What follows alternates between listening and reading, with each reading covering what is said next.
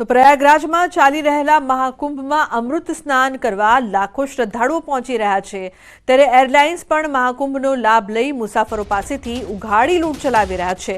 અમદાવાદથી પ્રયાગરાજનું 35,000 ભાડું થતાં વીએચપી લાલઘૂમ થયું। એરલાઇન્સ દ્વારા કરાતી લૂંટને લઈને ગુજરાત વીએચપીએ પીએમને પત્ર લખ્યો। પત્રમાં જણાવ્યું કે સમગ્ર મામલે સરકાર હસ્તક્ષેપ કરે અને ફ્લાઇટના ભાડા નિયંત્રિત કરે।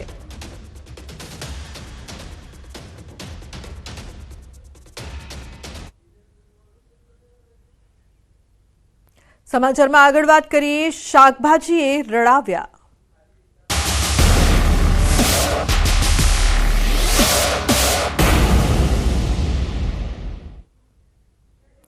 તો બજારમાં ગૃહિણીઓને મોંઘા મળતા શાકભાજીના ભાવ ખેડૂતોને પણ પૂરતા મળતા નથી। રાજકોટ માર્કેટ યાર્ડમાં ખેડૂતો પાણીના ભાવે શાકભાજીનું વેચાણ કરવા મજબૂર બન્યા છે। ત્યારે સવાલ એ થાય છે કે ખેડૂતોના શાકભાજીના ભાવનું આ વિટામિન એમ કોણ મેળવી રહ્યું છે? ખેડૂતોને માર્કેટ યાર્ડમાં 1 કિલો ટામેટાના 2 થી 2.5 રૂપિયા તો દૂધી 4 રૂપિયા કિલો વેચાઈ રહી છે। ફુલાવર પણ માર્કેટ યાર્ડમાં 5 રૂપિયા કિલો વેચાઈ રહ્યું છે। કોથમીરના પણ કિલોના માત્ર 6 રૂપિયા મળી રહ્યા છે। તો બીજી તરફ આ જ શાકભાજી છૂટક બજારમાં ખૂબ મોંઘા વેચાઈ રહ્યા છે। નીચા ભાવ મળતા ખેડૂતોએ પોતાની નારાજગી વ્યક્ત કરી છે।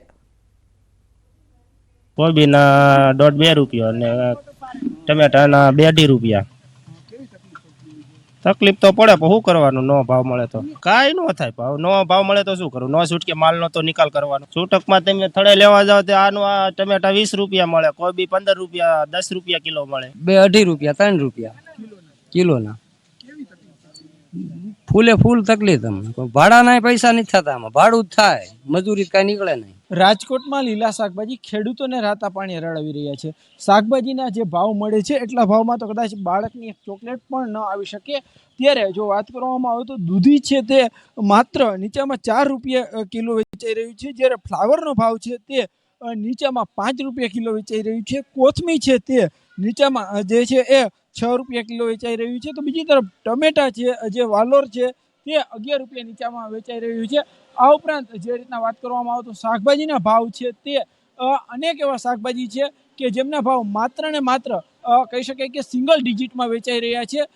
ખાસ કરીને જ્યારે વાત આવે ટમેટાની, તો ટમેટાના ભાવની જ્યારે વાત કરવામાં આવે તો ટમેટાના ભાવ છે તે એટલા ભાવમાં તો કહી શકાય કે ખૂબ જ નજીવા ભાવે વેચાય છે। ખેડૂતોને આ ટમેટા છે તે પશુને ખવડાવી દેવા પણ પોસાય તેમ છે। ખાસ કરીને ટમેટાના છે તે માત્ર ને 2 થી 2.5 રૂપિયા કિલો વેચાય છે, જ્યારે બીજી તરફ આ જ ટમેટા જ્યારે છૂટક બજારમાં જતા હોય છે ત્યારે વેપારીઓ છે તે એમના 15 થી 20 રૂપિયા કિલો સુધી જે છે એ ભાવ લેતા હોય છે। ત્યારે અહીંયા સૌથી મોટો સવાલ એ ઊભો થાય છે કે શાકભાજીમાંથી વિટામિન એમ કોણ મેળવી રહ્યું છે? હાર્દિક જોશી, ન્યૂઝ 18 ગુજરાતી, રાજકોટ।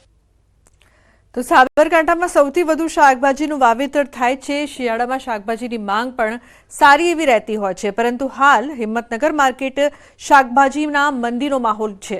ખેડૂતો શાકભાજી લઈને માર્કેટ યાર્ડમાં આવે તો છે, પણ મંદીના કારણે ખેડૂતોને બિયારણ દવાઓનો ખર્ચો તો ઠીક, પણ શાકભાજી લઈને આવવા જવાનો ખર્ચ પણ નીકળી શકતો નથી। હાલ માર્કેટમાં છેલ્લા 1 મહિનાથી મંદીનો માહોલ છે। કમૂરતા બાદ પણ માર્કેટમાં મંદીનો માહોલ છે। ટમેટા, કોબીજ અને ફુલાવરના ભાવ તળિયે ગયા છે। ખેડૂતોને બેવડી નુકસાની વેઠવાનો વારો આવ્યો છે।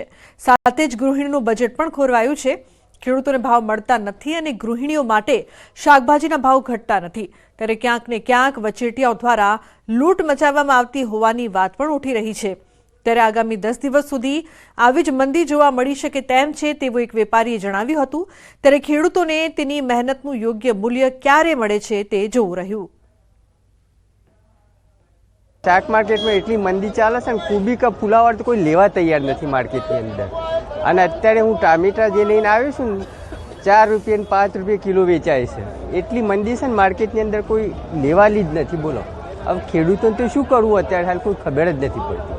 અત્યારે શાકભાજીના ભાવમાં વધારો જોવા મળશે। જોવા જઈએ તો ખેડૂતો એમ કહે છે કે અમે મફતના ભાવે શાકભાજી વેચીએ છીએ, જ્યારે બજારમાં આપણે ગૃહિણીઓ જે શાકભાજી ખરીદવા જાય ત્યારે એ જ શાકભાજીનો ભાવ 50-60 રૂપિયા 100 રૂપિયા સુધી પહોંચી જાય છે। તો જોવા જઈએ તો ખેડૂતો કહે છે મફતના ભાવે આપીએ છીએ અને ગૃહિણીઓનો આટલો ભાવ વધારો આપવો પડે, તો વચ્ચે આટલું બધું માર્જિન કેમ? શાક માર્કેટના અંદર પુષ્કળ આવક હોવાથી બહુ મંદી જોવા મળી છે। 1 મહિનાથી મંદી ચાલી રહી છે। અમારી ગણતરી એવી હતી કે આ કમૂરતા ઉતરી ગયા પછી જો તેજી જોવા મળશે, પણ અત્યારે હાલમાં બી એવી વિકટ પરિસ્થિતિ છે. આજે ટામેટા ઓછામાં ઓછા 2-2.5 હજાર કેરેટ ટામેટા માર્કેટમાં આવેલા છે. આજે ટામેટા કોઈ લેવાવાળું નથી. સમાચારનો પ્રવાહ યથાવત રહેશે. હાલ રોકાઈશું એક બ્રેક માટે. આપ જોતા રહો ન્યૂઝ 18 ગુજરાતી.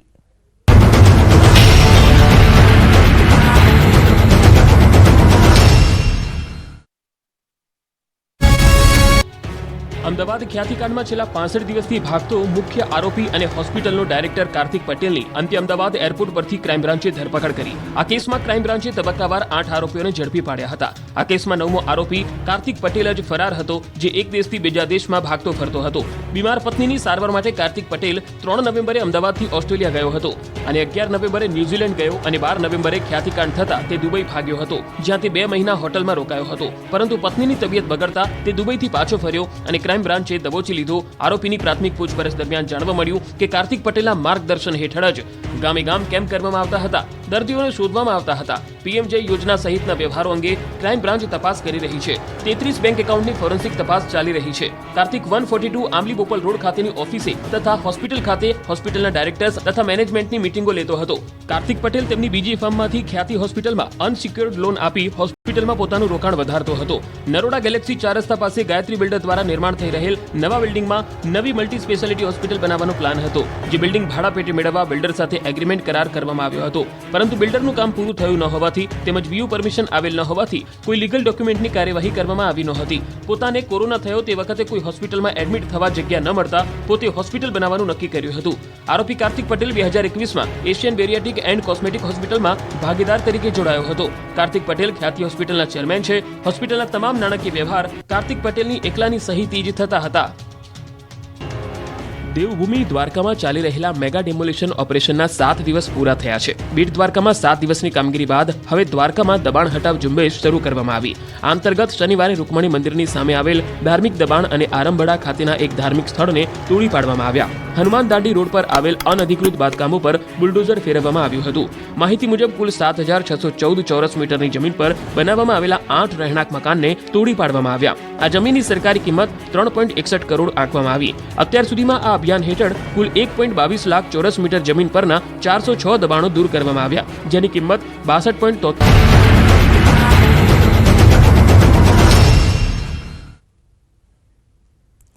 Welcome back. સમાચારમાં આગળ વાત સુરતની. ચેઇન સ્નેચર મહિલા ગેંગ ઝડપાઈ છે. પોલીસે 3 મહિલાઓની કરી છે ધરપકડ.